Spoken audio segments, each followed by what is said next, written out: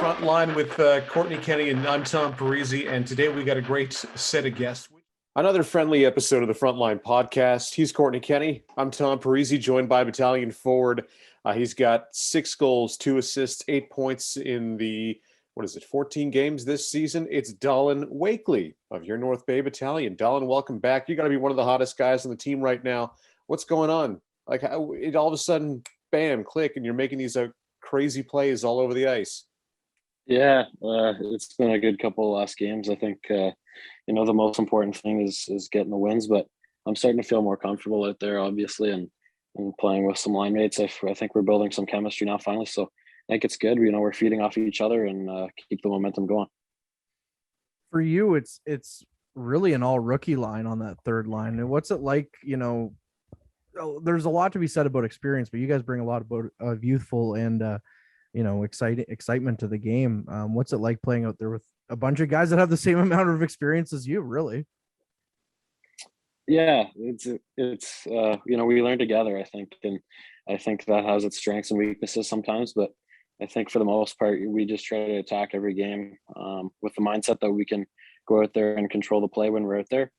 And obviously, there's some really talented guys on the other team, so we got to be careful when we're out there against the higher end guys in the league because they're dangerous. But I think we believe that we can be dangerous too, and we're just trying to do our part to help the team win because we've got a pretty special team. So, what exactly changed for you guys? Like, what clicked finally, or what was the tipping point that made you just hop over that edge and say, you know what, I'm going to go score a bunch of goals this week? Yeah, I don't know. I think it's just a combination of time played in the league. It's been a couple weeks now, so I think we're just starting to feel comfortable, and also just the confidence I'm getting from teammates. Seeing the other guys tear it up. I think it was time for me to do my share. So try to help the team win, and that's what I was brought here to do: score goals. So we're going back a little bit now. But that first one, I know we talked about it after that game that had happened, but now you've had time to reflect on it and look back on it. What was your mind like? How did it feel getting just that first one under your belt? Yeah, I mean, you obviously like to get the first one as soon as you can. So just to get that one, under the belt after a few games, it took a lot of weight off the shoulders. I know.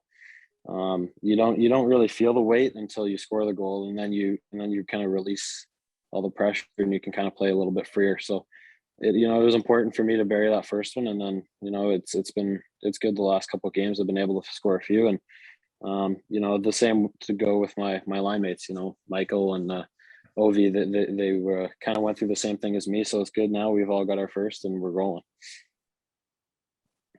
What have you guys been working on? Maybe skills training. We were talking with some other players about the skills and just little things you guys can do to make it better. What's Uli got you guys working on that's making it work? Well, I think we do. We get a lot of touches in practice and skills, and a lot of shots. Just working in off the face-off dots and stuff, quick plays. Just trying to simulate a real game situation. So I think when we're in those spots, we can bury them. But with that, me and Michael, he's the centerman on the line predominantly now, and we do a lot of face-offs after practices all the time just to keep up with that. And I think that's a big part in our success as well, trying to create right off the face-off, whether that's in the D zone or the offensive zone. I think that's an important skill for him and I. We're just trying to keep building that stuff. I think it was one of the games this weekend. Mike was 10 for 11 in the face-off dot. That's crazy. Yeah. So hopefully that helps in your favor too. For sure. Yeah. And anytime you can get face-offs, I mean, that's puck possession right away. So that's what we're trying to have. With you started the season as the third line center, and now you've been shifted over to the wing. And of course, there's a lot more defensive responsibilities when you're playing center and whatnot. But was there a sense of relief when you were shifted to the wing, or do you want to get back to that center role as quickly as possible? Well, to be honest, I'd never played wing in my life until I switched over here. So it was kind of a change. The game's pretty quick. So adjusting on the fly was something I tried to do as smoothly as possible. And it worked right off the bat, I think. But I think I'm just here to do whatever the team needs me to do and try to win games. It doesn't matter where I'm playing. I'm going to try to attack the game the same way every night, and that's play good in the D zone and then produce offense. So whether it's me or Michael or whoever it is in the face-off dot, it doesn't really matter. I don't think, as long as we're doing our duties, in the D zone, it'll all work out. I wanted to ask, of course, the Wakely jersey travels well in all the away games. When I know they've been to the Sioux, when I've been to Barrie, there was a good contingent. There's always a good contingent at the home games. But of course, and I wanted to talk to you about this yesterday, but I was like, I'll give the guy a break because he talked already twice to the media, this week. But going to Peterborough, they didn't have to travel too far that time. What was that like playing in the Pete's barn and kind of close to the hometown? No, that was really, really special for me. I think half of the reserve was there from Curve Lake that night, I think. And, all my family was obviously there. And my great grandma, she got to see me play a game as a battalion for the first time. So that was really special for me as well. Just to see the support, not only for myself, but for the battalion in general. It's been great this year. And, I'm nothing but thankful and loving for my family who come, to the Sioux. That's a long drive. Yes, it is 1,000 times. Yes, I still think it's really cool. Everybody travels with you. Do they all have their own personalized sweaters or jerseys or anything? Yeah, for the most part, they all have jerseys, and then whoever doesn't have a jersey, my mom's pretty big into crafting and stuff like that, so she'll get some black T-shirts and then put on troops or whatever they want on their shirt. So, Is it I love tough? that. Is it tough for a lot of them who grew up, I'm assuming, as Pete's fans to now all of a sudden have to change and support the guys in green? I'm not. I don't think so. To be honest, I think you've gotten to know Papa Mike pretty well. He's hard on the battalion bandwagon right now. So, I think they're so supportive, and so supportive of the team too. They just want to help me and help the team in any way they can, whether that's buying tickets here in North Bay or just coming to watch on the road. I'm just so thankful for my family and the support they give me. Yeah, Papa Mike is something special, that's for sure. We were talking in Ottawa there yesterday, and I told him I'd get him a meet and greet with Pete's legend, Greg the Burge, when he comes to the next home game. So he was pretty ecstatic about that. Yeah, he's probably fired up. I love it. But not only that, but you score a goal. I mean, I was joking with you yesterday about it, like hometown hero. Maybe not so much in the eyes of the Pete's faithful, but go in there and you score a goal. What's that like? That was awesome. Honestly, it was kind of a play that we talked about in the intermission too, like right before. Just kind of rolling off the wall and then trying to split down the middle. So as I picked up the puck, I was like, I know I'm going to roll off here and try to rip one. And I was lucky it went in right on the ice. But yeah, I got to meet the PA announcer, Gord Gibb. I'm a longtime fan of his, just growing up watching Pete's games, and I got to meet him. So I told him before the game I was going to get him to say my name, hopefully, and I got him to say the name, and he gave me a pretty good shout out there over the mic. So that was a special one for sure. And he said it right. He did. He did. I think that's the best part about it. So that was fantastic. And of course, it's like, as a Leafs fan, I'm always sitting there being like, oh, when a former Leafs come to town, they always score against the Leafs. But here it is, a guy coming from the Peterborough area scoring against the Petes. So we'll take her. Yeah, for sure. Dalyn, we always end up breaking down the weekend's games, usually when the guest leaves. But Kortney, I want to try something new. He was there. Let's ask him. Let's break down the weekend with Dalyn. Let's have some fun.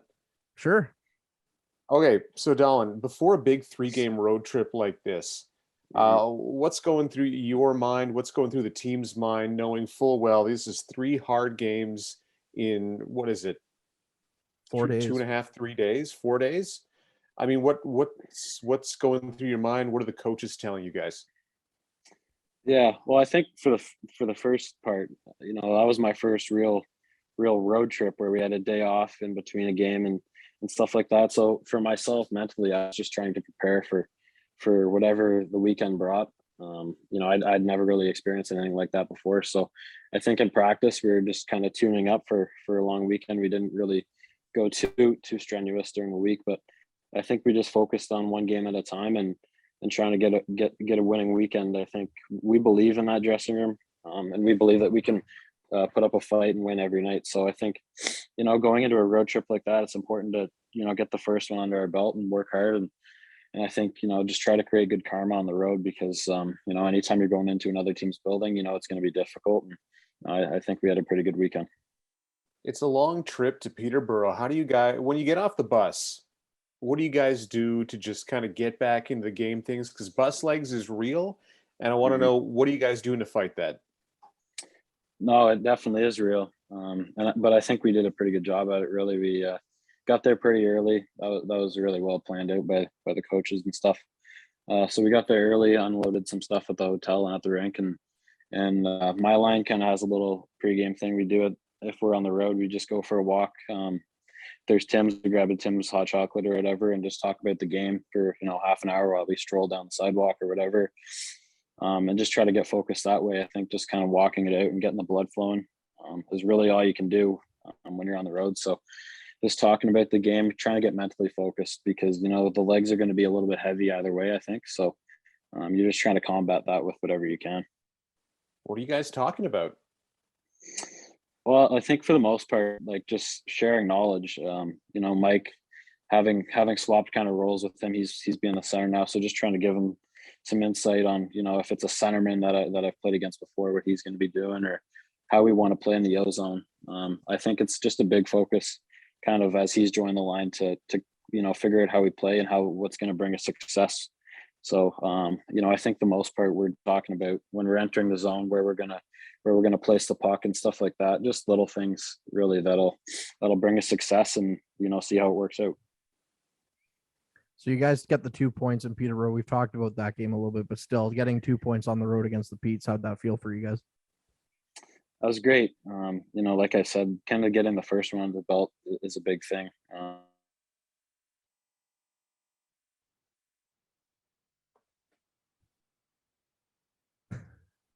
Next night, we lost. Oh, yeah. No, he's there. Sorry, you cut out there. Sorry, did I? Where did I lose? Right at the start. Right at the start of your answer.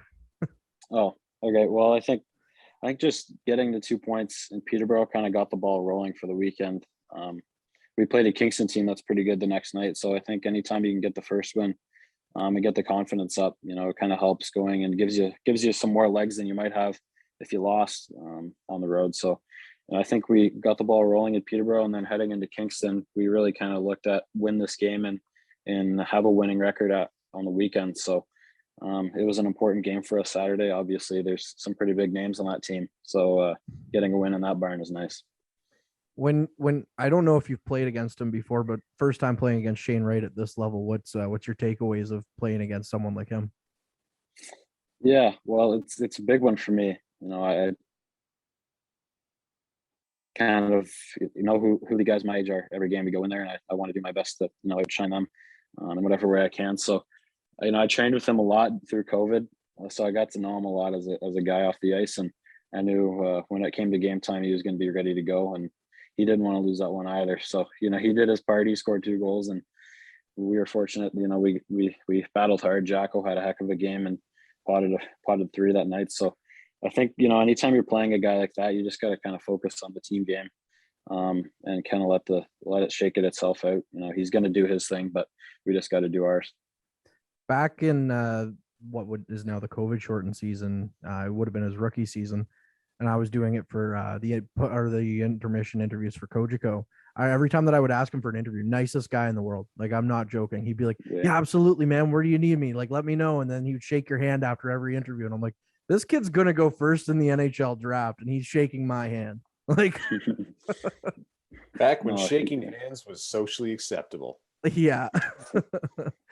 So of course, big game in Ottawa yesterday. Bit of a gut punch way to lose her, but it was still a competitive game all the way through. And that's one thing that I asked Ryan about post game. You guys, 3rd game in 4 days, and you guys are still competitive right down to the final minute. Like, take us through that game for you. Yeah, I think that's another game where it's a big learning experience for us, especially the young guys. It's been a long weekend and we're heading into that one just trying to give it our all, because a win would be huge. And obviously, it didn't end up the way we wanted it to, but I think that's just, like I said, a learning experience where next time we go on the road like that, at the end of the year, we know how to approach that game a little better. And I think that just kind of builds character a little bit in the room. Having a loss like that, we kind of know that that wasn't a great way to end the weekend, but I think, next time around we'll end it a little better. I wanted to ask as well, playing in a place like Ottawa where you are right down in like a metropolis like city and stuff, what's that feel like? Is that, it almost feels like it's the next level even though it's still the OHL? Yeah, I mean, I think kind of the bright lights of it all are kind of, we try to tune it out as much as we can. I think we had the day off in Ottawa and we kind of got to explore the city, which is great. But when we come to the rink, we're just trying to focus on the task at hand. My favorite barn is Memorial Gardens, and it doesn't get any brighter than that rink. So, I think we just try to win that game on the road and get out of there. Not focus on too much about, the city or who we're playing, just try to get the win. When, like you mentioned, this is your first real road trip with the team, where you're staying overnight and you're, spending time in different cities and whatnot. And you hear coaches talk about how these are great team building experiences and stuff. For you, as somebody who is a member of the team, what does that entail for you, and how does it feel, to go on the road with your teammates and really start to experience this stuff together? Yeah, that weekend was amazing. Really, really good team bonding stuff. I think we had the day off and we were kind of free to do whatever we wanted. So me and a couple of the boys, there was just like electric scooters laying around the town that you could rent. Right. And so a few we were of trying us, to figure out what that was all about yesterday. So a few of us, we traveled around the town and on the scooters. It was pretty cheap too, so that was nice. We went to the mall and just hung out. Just getting to know guys off the ice a little more. It's still early in the year, so you're still trying to get to know guys, and it was a great weekend, I think, for all that kind of stuff. And I think it carried over into the games. We're just building chemistry, and we're starting to roll really good now. Have you learned anything about any of your teammates that genuinely surprised you? Like, didn't think you would do that. Well, like Lucan, he's a funny guy, man. Like, he's pretty quiet because he's still getting used to the language, but he's a hilarious guy off the ice, and he's funny because you know what he's saying, but you don't know what he's saying at the same time. So I think it was before the Ottawa game. He was trying to tell Michael to tell the team that he wanted to throw a big hit. And what do you know? Early in the first, he threw a big hit. So just stuff like that. He's hilarious. And same with Michael. Getting to know him, he was pretty quiet at the start of the year, and I've gotten to know him. He's a hilarious guy and a really, really good guy. So I think just trying to get to know guys, and you really understand who they are off the ice and get to know their family. It's great. Speaking of that hit, I can say this, but maybe if you're a member of the team, probably not, because it might result in a fine. I don't think that was charging, but that's just me. Anyways, didn't take any strides or anything. I won't put you on the spot and make you say something on that, but nope, that was not charging. Move on. Yeah. Anyways, yeah. The Battalion do take a lot of penalties. I've noticed, like, just game. I don't know, Dalyn, why are there so many penalties? What's going on? Well, I think we're really good in that sense, where we play, really, really hard. I think that's what makes us a tough team to play against, is we're always battling, and we're not going to take it easy on anyone. So, sometimes the refs try to draw the line in the sand and make us settle down a little bit. But, I think we just got to keep playing the way we are, because later in the season, that stuff will go away a little bit, I think. And I think that, like I said, that makes us a tough team to play against. And I think when we're playing like that, playing hard and kind of on the edge, it's difficult to beat us. I wanted to ask, we saw it in the Peterborough game, talking about playing with an edge and stuff. Got a little bit, suckered and coursed into it. But Brandon Coe dropping the gloves, what's it like watching him kind of go at her? Yeah, well, it's kind of, for me as a young guy, seeing a guy like that, drop the mitts. Obviously, he's probably, I think he's the best player in the league right now. So just seeing a guy like that drop the gloves and stand up for himself and do a pretty good job in that fight, it goes a long way for someone like me, where confidence wise, I might feel a little more comfortable If he can do it, why can't I guess, kind of sort of thing. So he threw him really good. And after the game, he got a pretty good clap from the boys. So it was great. Absolutely fantastic stuff. And on that scooter thing in Ottawa, yeah, we were driving around and just as we were leaving the rink, this woman just walked up and grabbed one and we were like, you can do that? We had no idea. Absolutely no idea. It was weird. We walked out of the hotel and we were going to walk to the mall, but it was a good trek and it was cold outside. So we've seen these scooters and we went through the whole process, kind of got the app and you just kind of tap it and then you go. So it was pretty quick once you got the app, and great way to get around the town.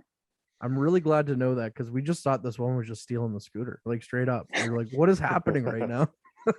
No idea. It was the weirdest thing. Just so you know, we mentioned this to Tanias that he was one away from being contractually obligated friend of the show. This is your third appearance. You are now officially a friend of the show. So I'll send you a shirt. I love that. Yeah, that's a title that should be it's nice to have. I guess there's a lot of other guys that deserve a friend of the show too. So I guess Tanias has got to catch me. Yeah, there's definitely a few guys that are pretty close that have definitely been on at least twice, but I think you're our first 3-time repeat with a player. So congratulations. You're the first person not named Adam Dennis or John Winstanley that is officially a friend of the show. You've been on more than Uli. Yeah, you've been on more than Uli. Wow. Jeez. Actually, I don't know if I deserve He's one that, away but from thanks. He's one away from it. Yeah. So Wakes, before we go, Sudbury coming up this week. Revenge, right? Mhm. Obviously. Yeah, we got 2 and hopefully 2 wins in the bag. That's we don't like to lose against those guys. So big weekend for sure. Well, I can tell you for a fact that your fans would really appreciate the 2 wins. And of course, the At return home and abroad. Yes. And of course, the return home finally after a couple of weeks. It'll be nice to get you guys back in the barn. I also asked this to Tanias, but now we know that Peterborough and Sudbury have been named as by a lot of these players as the least favorite places to play. Now that you've experienced both as an OHL player, where do they stack up for you, do you think? Well, Peterborough is definitely up there for my favorite rank just because it's hometown, but Sudbury definitely near the bottom. I wouldn't say it's the lowest. There's the barns I don't like. But yeah, I don't know. I don't know. North Bay is my favorite, and that's all I know. Well, we'll take it. Friend of the show, Dolan Wakeley. We always appreciate having you on, and hopefully bigger, better things coming up. And if you can keep her hot, we'll be really excited to see your development throughout the year. Thanks, guys. Thanks, Kortney, Tom. No problem. Thank you to Dalyn Wakely. 6 goals, 2 assists on the season so far, and the Battalion's 8 wins, 6 losses. And yeah, coming up this week, a couple big games against Sudbury, so we're looking forward to it. I'm Tom Parisi, he's Kortney Kenny, and yes, a wardrobe change has been in effect whilst we cut away, but we'll explain in just a bit. Kortney, I wanted to talk quick some Battalion notes this week. Cam Dineen finally got his first 2 NHL games in. He's a -1, but he got them in. Yes, it's that's got to be great for him because it feels like it has been a long time coming. Feels like it's been a long time since we saw him in Battalion Green.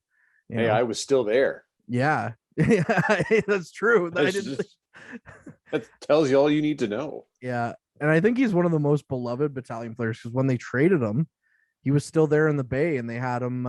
Remember that game shortly thereafter? They had a farewell for him, and he came out on the ice, and I think every Battalion fan, yeah.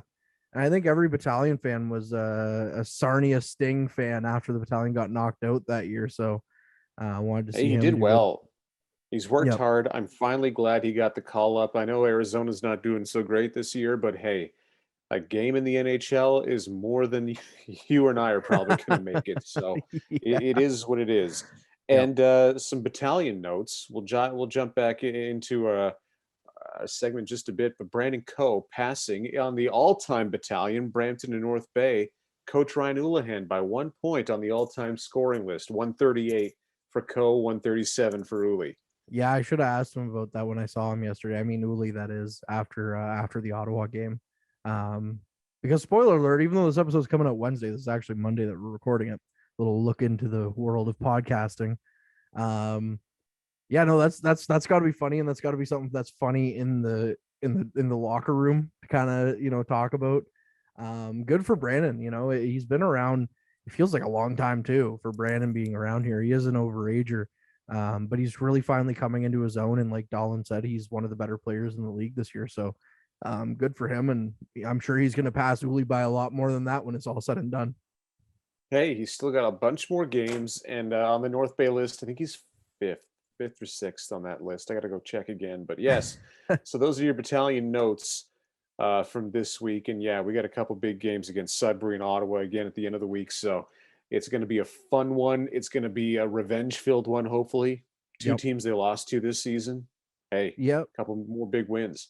Well, and I gotta say, like being there in person, for the Ottawa game, well, for both the losses, but being there in person for the Ottawa game, that one was a gut punch.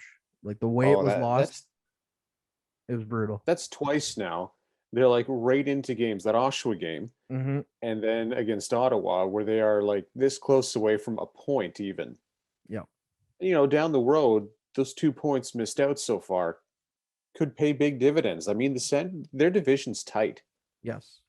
Like Yes. they played 14 games, and Mississauga's chomping at the bit with 12. So it's going to be a fight to the finish in this one. And a lot of people still think that Barry's going to end up as the top team, and it could very well be. We don't know we don't have a crystal ball what it's going to look like come March and stuff, but I don't think Barry's yet to really hit their stride, which is just kind of a thing. So you want all these points while you can, and of course and on the note of the Oshawa and Ottawa game, I think the Ottawa one stung a little bit more. The Oshawa one stung for sure, no doubt about it. But I think yesterday just was kind of like that was just a terrible way to lose. And you would have heard on the clip of Ryan Houlihan at this point. For those listening to the episode, for those watching the episode, you would not hear Ryan Houlihan from post game yesterday. He felt for Dom DiVincentis, and Dom stood on his head yesterday, and it's just His a rough best way to game. lose it. Absolutely, hands down. Yeah. He didn't look good for one of his starts here in the Sioux, but none of the goalies did that night. But man, he stood on his head, making save after save after save, and that gives you confidence, right? Because usually the backup goes in, you play a little bit tighter, you worry a little bit more. But hey, when that kind of thing happens, the team can relax and they know Dom's got this. We'll go do our thing because we know behind us is taken care of. Yes, absolutely. And he looked fantastic against Ottawa. And if he keeps playing that way, like you mentioned, it's going to be quite the 1-2 punch of Joe Verbetic and Dom DiVincentis moving forward for the troops. Fair. No, it really isn't. But anyways, we're going to get things a little bit off topic, but not really, because we did mention it a little bit in that last episode. Tom, we're talking Columbus finally. We've only been teasing it for like a year. Yeah. But yes, I got my Jackets jersey on. Kortney's got his in the back. If you're watching on YouTube or extended on your TV, yes, he definitely has it. So listen, I went because I think I convinced the girlfriend it's only an 8-hour drive from the Sioux. Only 8 hours. Well, hey, it's not too bad. It's like driving to Toronto from the Sioux. That's true. Or from my hometown back in Timmins. So it really wasn't, and it's all freeway. It's a lovely drive. It really is not a hard drive. But we didn't expect too much. Honestly, we spent 4 days there. Rented an Airbnb in just a mile from the arena. So about 20-minute walk in the German industrial / brewery district. Doesn't sound great, but trust me, it was gorgeous. And like the Airbnb we had was a stunner. Free parking too. There you go. But in a big city, that's insane. In a million people. There's a million people in Columbus. Yeah. You wouldn't know it though, because at night everybody goes to bed. We'll get into it a little bit, but we went to go watch an NHL game that didn't cost us an arm and a leg and my dogs. So we thought, geez, you can drive to Toronto and it's 8 hours. Or you can drive to Columbus, where the tickets were, I think we paid $110, something like that, for 11th row. Each, I think, which is still cheaper than the Leafs game. Oh yeah, for We sure. were at 11th row, corner, home side. Jonas Corpusalo was sitting in front of us, stopping pucks. They played Calgary, and I was really excited because the cannon goes off, right? Yep. They got that big cannon every time they score, and they play it. When the team hits the ice for the first time during the game, it fires, and then they jump on. Smoke. Well, yeah, Calgary shut them out 3-0. Ah. Ah. Yeah, Ah. I Ah. heard it once. No goal horn. I love the arena though. I mean, it was one of the cleanest. It's a smaller arena. You don't feel Mhm. like you're in a giant like cookie cutter arena. It's built in it where the old jail was. Yep. And they really did something fantastic there in 2001 when they rebuilt it. But I loved it. Absolutely loved that city. We went there for a beer tour because what is there, 53 at the time, craft breweries, and they all like each Wow. other. So they organized this tour, and we went to 8 of them. And if I hadn't sampled like 40 beers that day, it was insane. So They give you Tom was these. feeling pretty good. Well, no, what they do is it just so happens the tour started down the road from our Airbnb. So we walked down, and there was a lovely restaurant. We sat down, and they gave us food. Like and we had breakfast too. So we had this. This was like a lunch basically. It was around 11. Have food. There's a guy who has like a mini bus, if you will, and he comes in, and we were 8 or 9 couples or something like that, and he comes in, bus was full, and he explains to us in the restaurant where we're going, what we're going to see, and how long it's conceivably going to be. And yeah, he basically takes us from brewery to brewery, and you get the owners come out, you sample stuff, they take you through all the processes, all the different types. One of them, it was a Sunday. Was it a Sunday? We didn't know. It was a Saturday, and there was a bunch of soccer games on, so I got to hang out with some soccer hooligans in Columbus whilst drinking beer and enjoying the funness. I don't even know who won. Manchester something probably, but it was a lovely time. Would recommend it to anybody. Plus, you can take the exact same tour, but on like those the big bike. Yep. Was I forget the charity? Uh, but yeah, they do that with beer sampling and tastings. You can go to a bunch of craft brewers. It's a pretty awesome city. Yep. Oh, I Almost agree. met Seth Jones and Boone Jenner at breakfast. We sat a couple tables away. That's still cool. Future They seemed captain. pretty nice. Yeah, they were signing some autographs for some people. I didn't feel like bugging them. I mean, that's fair. Wasn't my thing. I But we had a always wonderful time.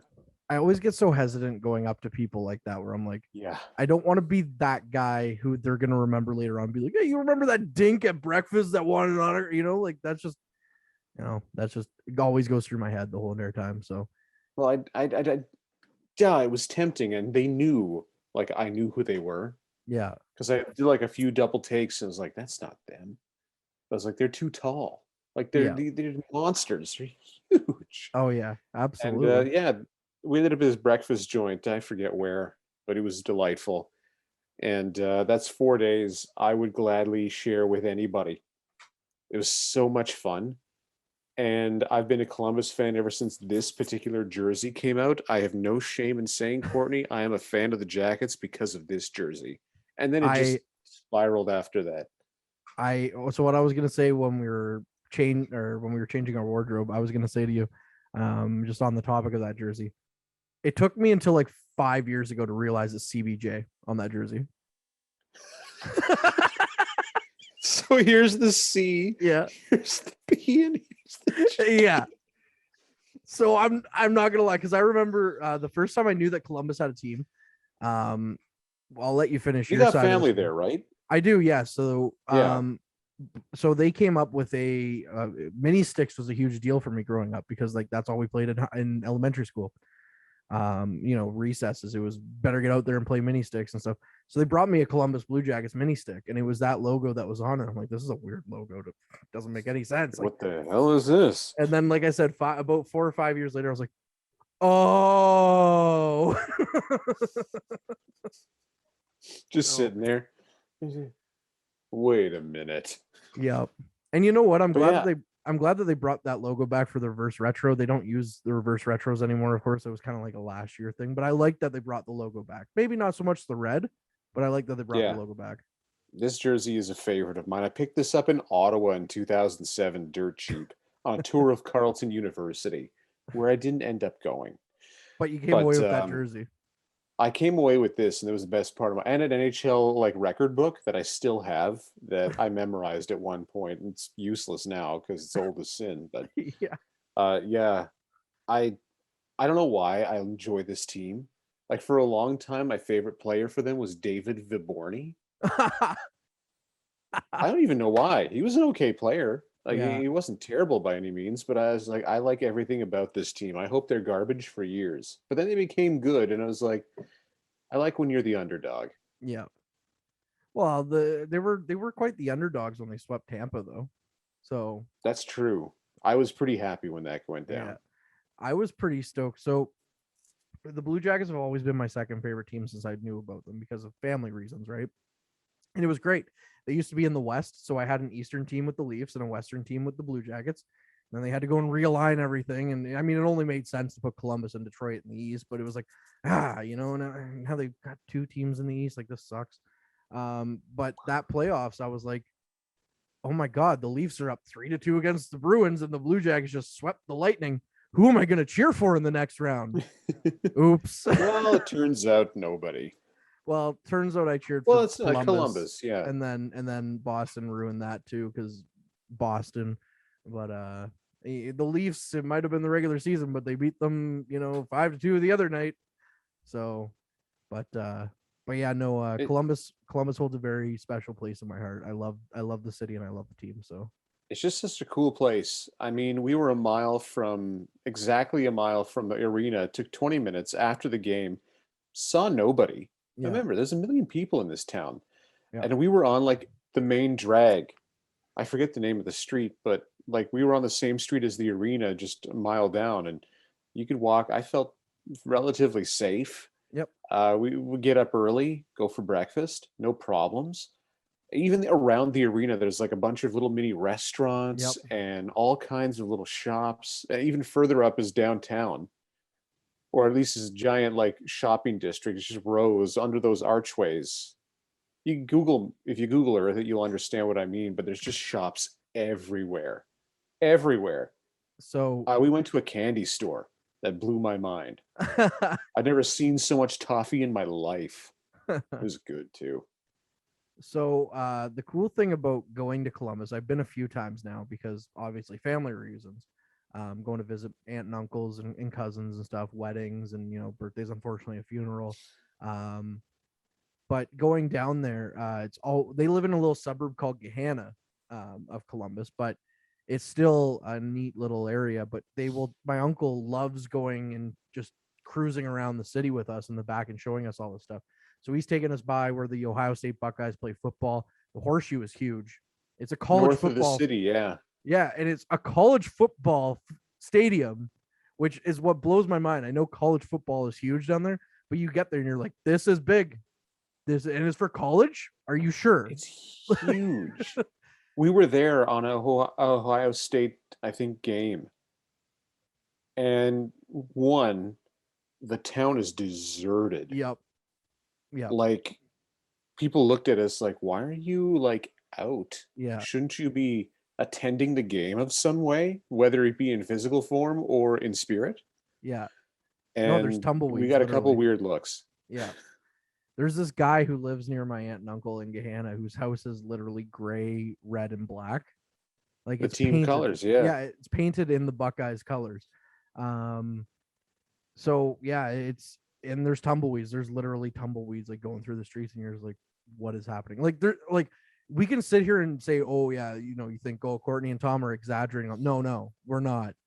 It is 100% truthful. There's nobody. If the Buckeyes are playing, everything stops.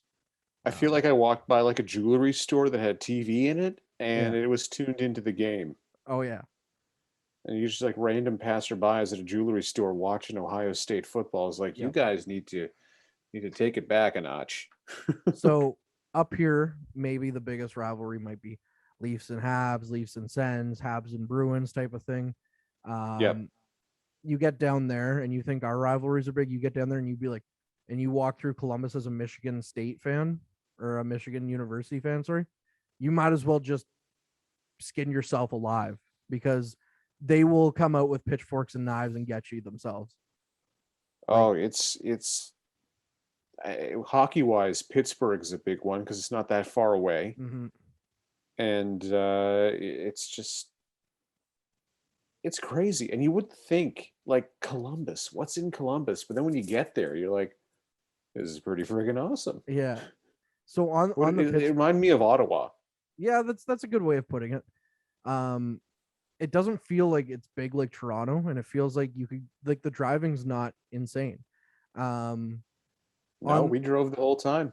Exactly. And on the Pittsburgh front, so one of my friends who lives in Columbus, who I will game with semi-regularly, he went to Kent State University. He's from Columbus, but he went to Kent State for school. And when he was there, he met he wasn't a really big hockey fan. But when he was there was in 16-17 when the Penguins won the cup back to back. And his roommate was a big Penguins fan. So he started watching a bunch of Penguins games. So he's from Columbus, but now he's a Penguins fan. And now he lives in Charlotte, North Carolina. So well, he needs to pick a lane is what he needs to do. He's a Checkers fan too, of course, who are now the farm team of the Seattle Kraken, weirdly enough, not Carolina this year anymore. Anyway. Yes. But anyways, one thing I wanted to point out, because we were talking just about areas of Columbus, there's also a big underground railway kind of museum and setup there. It was a big deal there, obviously, during the Civil War and whatnot. And the Blue Jackets did get their name from the Civil War because Ohio did supply a lot of the most, I think. I believe, yeah, infantry and whatnot to the northern, the Union Army going against the Confederates. That is why they're called the Blue Jackets, because the Union Army wore Blue Jackets. But anyways, the other thing that I wanted to mention about Ohio or Columbus is I know I told you to go and check this place out. I don't think you did, which is fine. You got to go back. That's just the moral of the story.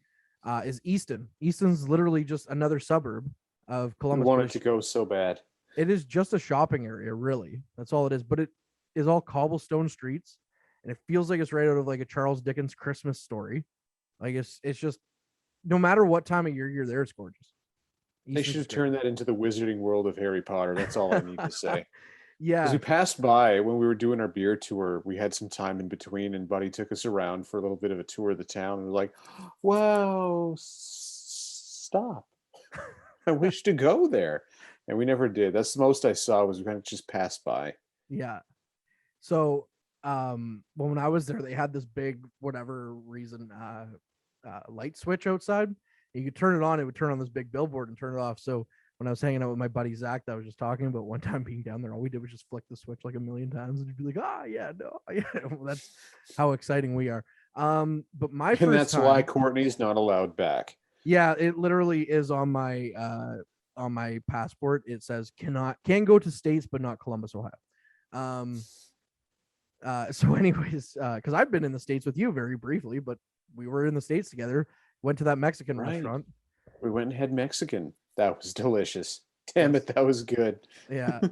Something you've missed out on the last couple of years, Tom. At least you can go, and as of the recording today, I believe you can go back across. So. I can, but it'll cost me an arm and a leg to get back because of all the testing you got to do. Yes. Not worth it. No, I agree with you.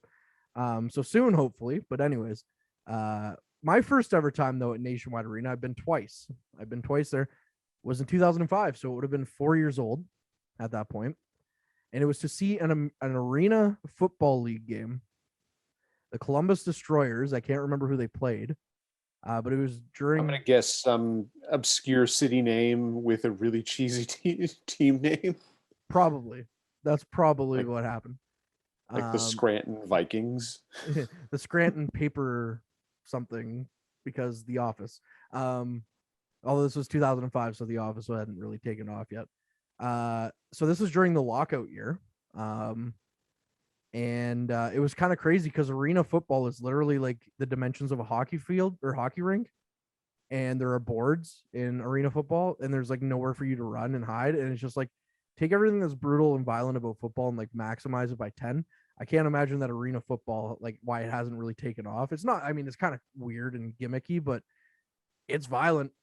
It is violent. It hurts. It hurts Yes. to watch. Yes. And then the second time I was there was in about 2008.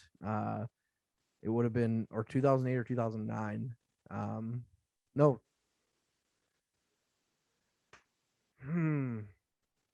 It was This in, Kortney Does Math Break is brought to you by the local high school in your town. yeah. So it's going to be funny because Derek Lindemann is going to be laughing at this while he's sitting in his car on his way to his job in Mac Tier. Who's really laughing now, Derek? You're going to Mac Tier.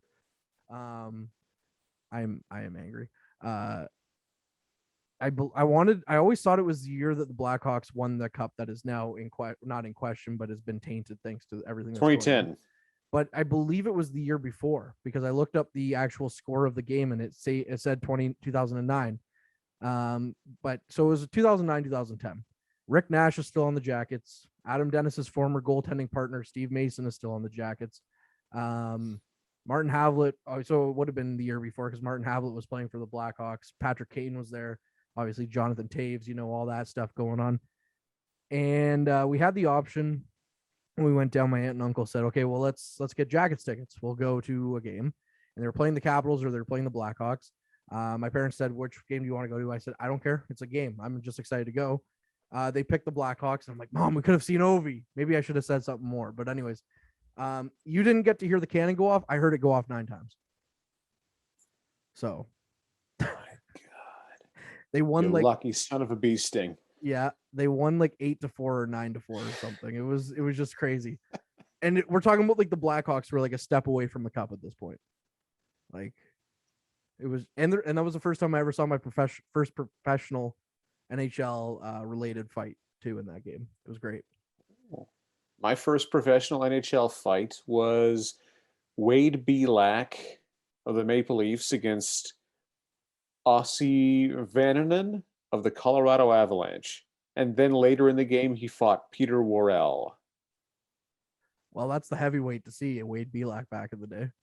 That was 2004. Wow. That's crazy. March break, 2004. Leafs and Avalanche. Leafs won 5-2. Owen Nolan had 2 goals. Wow. That's man, you definitely know what era of Leafs you're talking about when you say Owen Nolan. That's crazy. He was only there for a couple of years, but yes. Yes. And That's a fun game. And Alan McCauley was the other guy who was sent in that trade. The reason why I remember that to this day, I don't know. Brad Boys, too. Yep. But then the Leafs got Brad Boys later when they sucked. So kind of worked out. Not really, but anyways. But also those Leafs teams were silly because there was no cap. So it was literally like whoever we want at the deadline, we'll get them. It's like watching the Yankees in baseball right now. Joey Gallo, we don't need him. We'll take him though. Like, go away, Yankees. But anyways, Owen Nolan, Phil Housley, Brian Leach, Ron Francis, come on over. Like everybody's welcome. Yeah.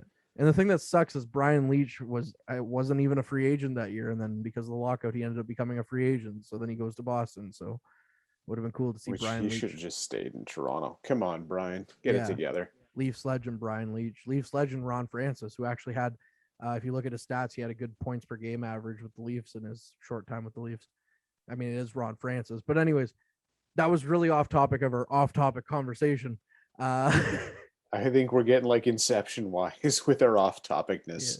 Yeah. Do we know we're off topic if we're already off topic? I'm gonna say no. So anyways, yes. So the Blue Jackets game was fantastic. And I mean, NHL games in general, but yeah, it's a great rink. It's kind of built into like a courtyard, like you were mentioning, with like the restaurants kind of around it in a big parking lot. It's just on the such side. a cool little feeling. Yeah. Like it was clean. Yep. It was, even though we waited outside, like in line, I didn't feel like there was 800 people. I didn't see one person hawking a ticket either. No. Not one scalper. That's crazy. And there's no police. Like everybody was just waited in line. No one was yelling anything. The doors open. We filed in. It was very polite. Felt like I was Canadian in Canada town. And it was a very delightful experience. Yep. I found the bathrooms right away at the Nationwide because after a day of beer sampling. Yep. You tell me what has to happen. So anyway, it was a lovely day, a lovely 4 days, I should say, and I would love to go back. Yeah, I need to go. Actually, my American relatives were up about a month ago. At our during our Thanksgiving, they came up finally being able to come across our border. And my cousin's boyfriend was here, and he says, "Man, you got to come down. You got to come down and hang out." I'm like, "I know. It's been 10 years since I've been there. Like it's literally 2011 was the last time I was in Columbus. So I got to get down there and pay a visit, and it's always fun in general, but if you can get to a hockey game while you're there. And I know I mentioned this to you in one of our conversations before, but there's a little, I don't know if it's still there. I hope it is. There's a little Italian restaurant as part of that like little courtyard area. And I'm not kidding. The pepperoni is like this big, which is almost the size of my face for those who are not watching this on YouTube or your TV. It's pretty big. Like the pepperoni on this, and the pizza's like the size of the table. It's like, and it's a square, it's a rectangle pizza, and you're like, oh I'm my pretty God. sure it's still there. Probably. It's right across from the rink in the little courtyard. Like, Yeah, because it was packed. We couldn't get in. No, I believe it. I think you probably need reservations on game day, I would imagine. Like, it was packed. It's a neat little ambience. It's in the basement of this building, and it's like all like dim lights and like Christmas lights on the wall and stuff. And it's just neat little ambience when I was there. But that made the experience even better. And then we were sitting up in the nosebleeds, and my mom is not a fan of heights. And every time that the cannon went off, she would jump out of her seat because she's just having a bad time in general because the cannon would jump scare her, and she's also up in the nosebleeds.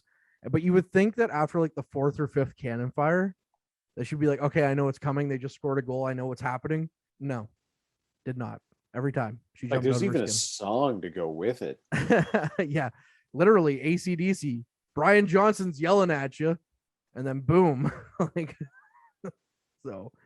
Long story short, though, yes. Before we wrap this up, go Blue Jackets.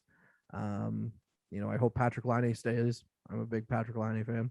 As a Leafs fan, I didn't lose the Laine for Matthews deal because when it was coming into the 2016 draft, because my second favorite team went out and got Patrick Laine. So take that. But yeah, take that. Take that, and you can listen to it. Yeah. And respond through email with red writing to make sure you know Kortney means business. Yes. On that note, what do you say we thank our intrepid producer, Ben Sargent, as always, who makes us sound fantastic, the whole Battalion family for allowing us to do this, first of all. We say thank you to Dolan Wakeley for being guest on the show. I believe he does get a T-shirt now. It qualifies as friend of the show. I believe it's 3 and you're in. We might want to up that more, but we'll talk. We'll be giving away a lot of shirts soon. It's true. We'll be running out of like hats and T-shirts and buttons. But anyhow, if you're watching this on your TV, you can watch the full episodes on. Yeah, it could be me. You can pretend to grow my hair. If you're watching this on your TV, you can watch it all on YouTube, and that's where the games you can listen to them live are too. With Kortney on the weekends and Matt Sukum broadcasting live from the home games and a select few of the road games. You can listen on Spotify, Apple Music, Google Podcast, and the list goes on and on. He's Kortney Kenny. I'm Tom Parisi, and this was fun, and maybe we'll get off track next time again too.